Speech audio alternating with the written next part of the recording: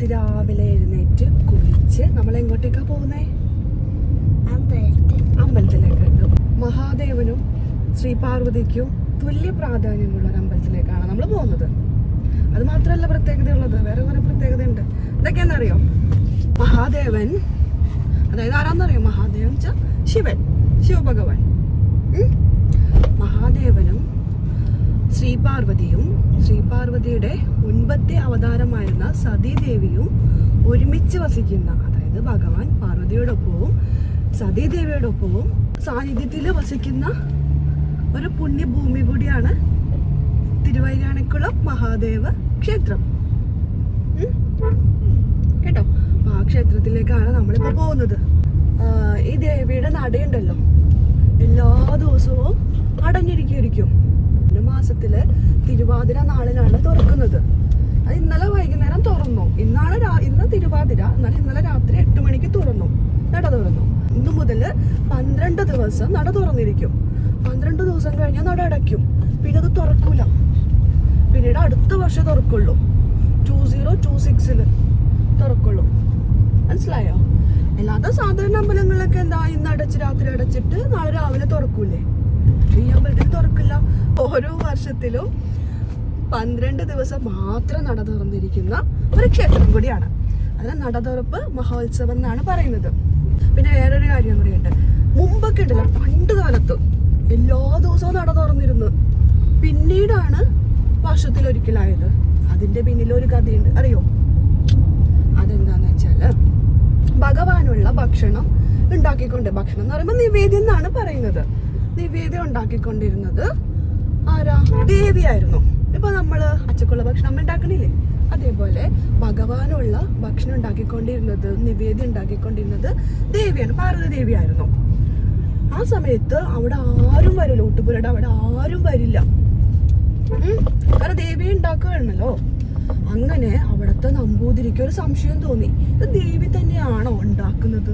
ഇതിന്റെ പിന്നിലെ കഥ അറിയണമല്ലോ എന്ന് കരുതിയിട്ട് നമ്പൂതിരി എന്ത് ചെയ്ത്, പതുക്കെ ആ വാതില് തുറന്നിട്ട് ആ പഴുതിലൂടെ ഇങ്ങനെ നോക്കിക്കഴിഞ്ഞപ്പോ ദേവിയാണെങ്കിൽ ആ സർവാഭരണ വിഭൂഷിത, അതായത് കുറെ സ്വർണ്ണമൊക്കെ ഇട്ട് നല്ല സുന്ദരിയായിട്ട് ദേവി ഇന്ന് നിവേദ്യം ഉണ്ടാക്കുകയാണ്. ഇത് കണ്ടപ്പോ നമ്പൂതിരി എന്ത് ചെയ്തെന്നറിയോ? അമ്മേ ദേവി എന്ന് പറഞ്ഞിട്ട് കരഞ്ഞു, ഉറക്കെ ഒച്ചക്ക് കരഞ്ഞു. അമ്മേ ദേവി മഹാമായി എന്ന് പറഞ്ഞ ഉറക്കെ കരഞ്ഞപ്പോ ദേവി തിരിഞ്ഞു നോക്കിയപ്പോ നമ്പൂതിരി വാക്ക് തെറ്റിച്ച്, ആരും വരാൻ പാടില്ല എന്നാണല്ലോ പറഞ്ഞിട്ടുണ്ടായിരുന്നത്, വന്നല്ലോ. അപ്പൊ ഇത് കണ്ടപ്പോ ദേവിക്ക് ദേഷ്യം വന്നു. ദേവി ഇറങ്ങി പോകാൻ പോയി. എന്നിട്ട് നമ്പൂതിരി എന്ത് ചെയ്തു, ദേവിയുടെ കയ്യും കാലും ഒക്കെ പിടിച്ച് കരഞ്ഞു. ദേവി അമ്മയെ പോവല്ലേ, എന്നോട് അടിയനോട് ക്ഷമിക്കുന്നൊക്കെ പറഞ്ഞിട്ട് ദേവി കുറേ ഇങ്ങനെ കരഞ്ഞപ്പോ ദേവി പറഞ്ഞേ, എന്നാ ശരി, ഞാൻ വർഷത്തില് ഒരിക്കൽ മാത്രമേ ഇവിടെ വരാം. കാരണം ദേവി എടുത്ത തീരുമാനം മാറ്റാൻ പറ്റില്ലല്ലോ, അതുകൊണ്ട് പോകുന്ന ദേവി പറഞ്ഞേ. അപ്പൊ പോകും. അപ്പൊ തീരുമാനം മാറ്റാൻ പറ്റില്ല, എന്നാലും ഭക്തന്റെ കരച്ചിലൊക്കെ കണ്ടപ്പോ ദേവിക്ക് പാവം തോന്നിട്ട് ദേവി പറഞ്ഞേ, എന്നാ ഞാൻ വർഷത്തിൽ ഒരിക്കൽ മാത്രം ഇവിടെ വരാം എന്ന് പറഞ്ഞു. വന്ന് 12 ദിവസം ഞാനിവിടെ നിൽക്കും. ഈ 12 ദിവസത്തില് എന്നെ കാണാൻ വരുന്ന ഓരോ ഭക്തരുടെയും ഏതാഗ്രഹവും ഞാൻ സാധിച്ചു കൊടുക്കും. ഇങ്ങനൊരു വാക്കും കൂടി നമ്പൂതിരിക്ക് കൊടുത്തു. എന്നിട്ട് ദേവി പോയി. ഇതാണ് ആ ദിവസം.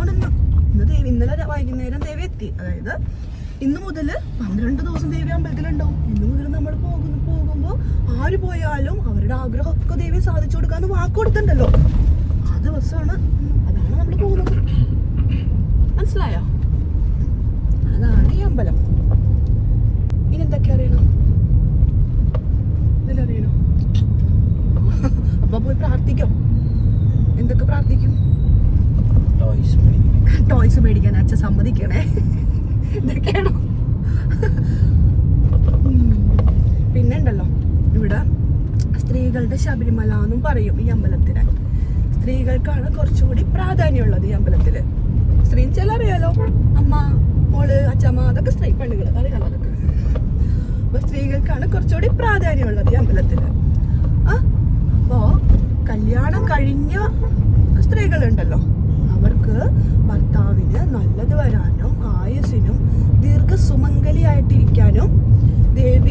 അനുഗ്രഹിക്കുന്നാണ് പറയുന്നത്. അതുപോലെ കല്യാണം കഴിക്കാത്തവരുണ്ടല്ലോ, ഇവിടെ വന്ന് പ്രാർത്ഥിച്ച കല്യാണം പെട്ടെന്ന് നടക്കും.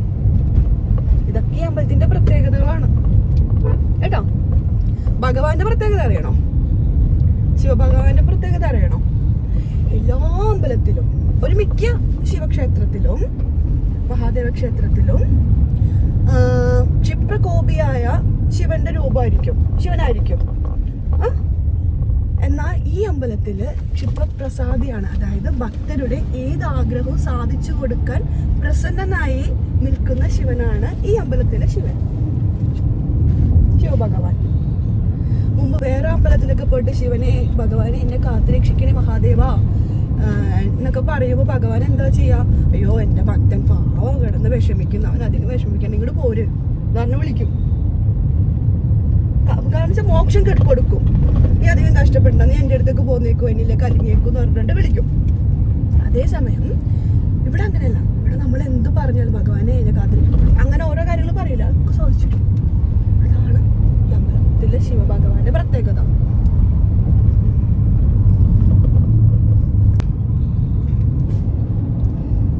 അങ്ങനെ നമ്മൾ അമ്പലം എത്താറായി. ഏകദേശം ഒരു 4 മണി ആവാറായിട്ടുണ്ട്. അമ്പലത്തിന്റെ സൈഡിലൊക്കെ ലൈറ്റൊക്കെ ഇട്ട് അടിപൊളിയാക്കിയിട്ടുണ്ട്. ഇത് കണ്ടോ, ഇത് പാർക്കിംഗ് ആണ്. ഓൾമോസ്റ്റ് പാർക്കിംഗ് ഗ്രൗണ്ട് നിറഞ്ഞിട്ടുണ്ട്. അങ്ങനെ നമുക്ക് പാർക്കിങ്ങിനുള്ള സ്പേസ് കിട്ടി. കുറച്ചുകൂടി വൈകിയെങ്കിൽ നമുക്ക് ഇവിടെ കിട്ടില്ല, കുറച്ച് അപ്പുറത്ത് മാറി ഇടേണ്ടി വരും. ഇത് അമ്പലത്തിൻ്റെ അടുത്ത് തന്നെ കിട്ടിയിട്ട് നടന്നു പോകാനുള്ള ദൂരമേ ഉള്ളൂ.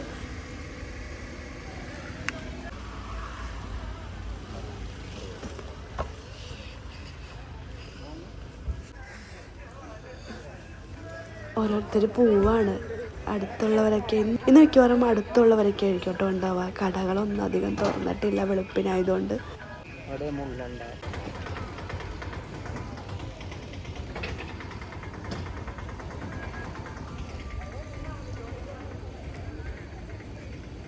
അത്യാവശ്യം തിരക്കുണ്ട് കേട്ടോ. ആമിക്കുട്ടിയും ഏട്ടനും കൂടി ഇവിടെ പോവാണ്. വെർച്വൽ ക്യൂടെ വെരിഫിക്കേഷൻ സെൻ്ററാണ്. അപ്പോൾ അവിടെ പോയിട്ട് നമ്മൾ ഓൺലൈനിൽ ബുക്ക് ചെയ്തത് കാണിച്ചു കൊടുത്താൽ നമുക്ക് അവിടെ നിന്നൊരു ടിക്കറ്റ് തരും. ഈ ടിക്കറ്റ് കൊടുക്കുകയാണെങ്കിൽ നമുക്ക് ഇതിന് എല്ലാവരും നിൽക്കണം, ക്യൂവിൽ നിൽക്കാതെ.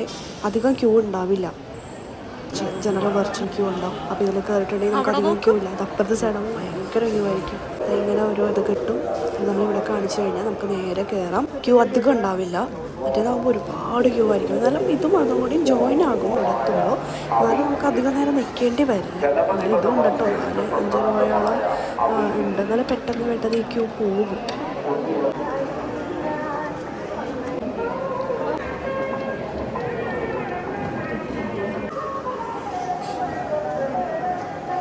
അവിടെ എത്താറാകുമ്പോൾ വഴിപാട് കൗണ്ടർ ഉണ്ട്. വഴിപാട് കൗണ്ടർ പലയിടത്തും ഉണ്ട് കേട്ടോ. അതിരാവിലെ തന്നെ തിരക്ക് കണ്ടോ, എന്തൊക്കെയാണെന്നെല്ലാം അവിടെ എഴുതി വെച്ചിട്ടുണ്ട്.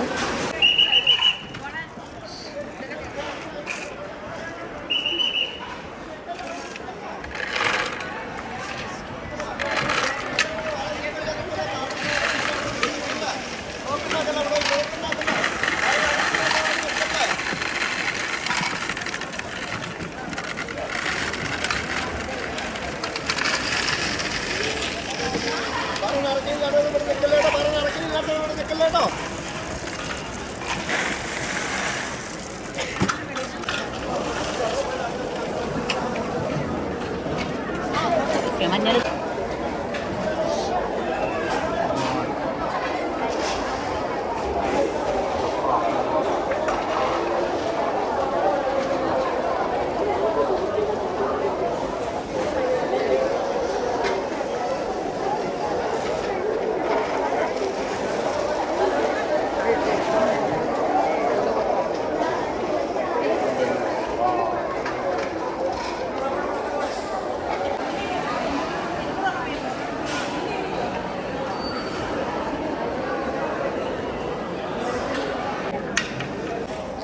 അവരെന്ത്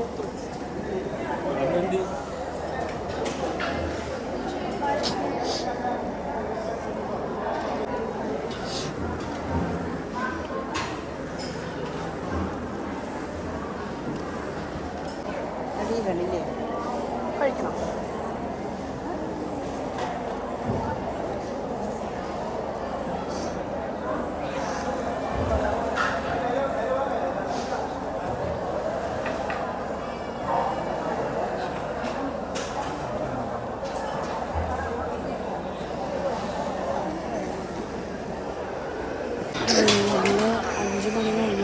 തൊഴുത്ത് ഇറങ്ങി. ഫോട്ടോ എടുക്കണം.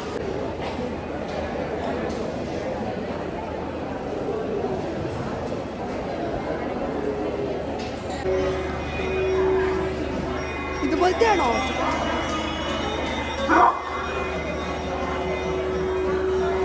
കുറേ നാളായിട്ടോ ആദിയോഗിയുടെ ഗണേഷ് അടക്കുന്നത്.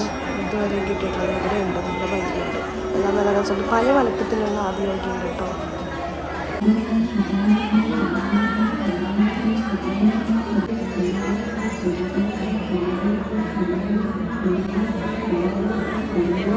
ഇതൊക്കെ കണ്ടാൽ ഇങ്ങനെ തൂക്കിയിട്ടിരിക്കുന്ന എനിക്ക് അമ്പലവത്തിൽ ഉത്സവത്തിന് എങ്ങനെ തൂക്കിയിട്ടാണ് ഭയങ്കര ഇഷ്ടമാണ്. ഒന്ന് വാങ്ങിയില്ലെങ്കിൽ ഇങ്ങനെ കണ്ടുകൊണ്ട് പോകാൻ എനിക്ക് ഭയങ്കര ഇഷ്ടമാണ്. ഇത് ഭംഗിയാണ്. ഒരു പ്രത്യേക ഒരു ഫീലാണ്. കുഞ്ഞുനാളിൽ നമ്മൾ അനുഭവിച്ച ആ ഒരു ഇതിലേക്ക് പോകും. വെളുപ്പിന് 5 മണിക്ക് ഐസ്ക്രീം കഴിക്കുന്ന ആമിക്കുട്ടി. അങ്ങനെ നമ്മൾ തൊഴുത്ത് ഇറങ്ങി വീട്ടിലേക്ക് പോകാം.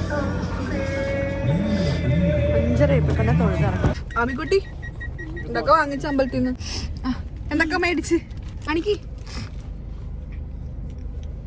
എന്താ മറച്ചു കഴിഞ്ഞ അച്ഛമ്മയുടെയും അച്ഛൻ്റെയും കൂടി ഇരിക്കുന്ന ആമിക്കുട്ടി. പിന്നെന്താണ്? മാഗ്നറ്റ് പ്ലേറ്റ് ആണത്. പക്ഷെ ഞാൻ ആദ്യം കയറിയപ്പോ തന്നെ ഉണ്ടല്ലോ ആ ക്യൂ കണ്ടപ്പോ വിചാരിച്ചു ഭയങ്കര ക്യൂ ആയിരിക്കും വിചാരിച്ചു. അങ്ങനെ ഈ വർഷത്തെ തിരുവയ്യാലക്കുളം ക്ഷേത്ര ദർശനം കഴിഞ്ഞു. രാവിലെ തന്നെ പോയി. അതൊന്ന് 6 മണി 6:15 നമ്മൾ തിരിച്ചെത്തി. ഈ വർഷത്തെ ദേവിയെ കണ്ടു. ഇനി അടുത്ത വർഷം 12 ദിവസമാണ് ഈ അമ്പലത്തിൽ ദേവി ഉണ്ടാവുക. അപ്പോൾ ആദ്യ ദിവസം തന്നെ പോയി ദേവിയെ കണ്ടു. ആദ്യ ദിവസം പോയി കാണുന്നത്. രാവിലെ ഒരു 3:30 കഴിഞ്ഞപ്പോൾ ഞങ്ങൾ ഇറങ്ങി. 4 മണി ആയപ്പോഴേക്കും അവിടെ എത്തി. 4 കഴിഞ്ഞ് ക്യൂ കഴിഞ്ഞ് തൊഴാൻ കയറി. 5 മണി കഴിഞ്ഞപ്പോഴേക്കും ഞങ്ങൾ തൊഴുത് കഴിഞ്ഞു.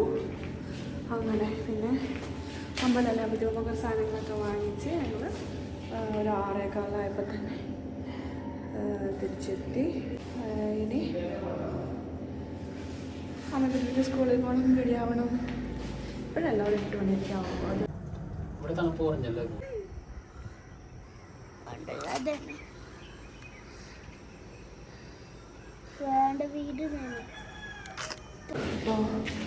പറ്റുന്നവരൊക്കെ അമ്പലത്തിൽ പോവാം. അമ്പലത്തിലേക്കുള്ള ഡയറക്ഷനൊക്കെ ഡിസ്ക്രിപ്ഷനിൽ ഞാൻ മെൻഷൻ ചെയ്യാം. ഭയങ്കര പവർഫുള്ളായിട്ടുള്ളൊരു അമ്പലമാണ്.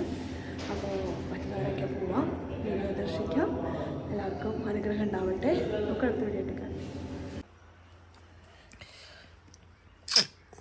കണ്ടത് പെൻസിൽ ഫോളോ ചെയ്യണം.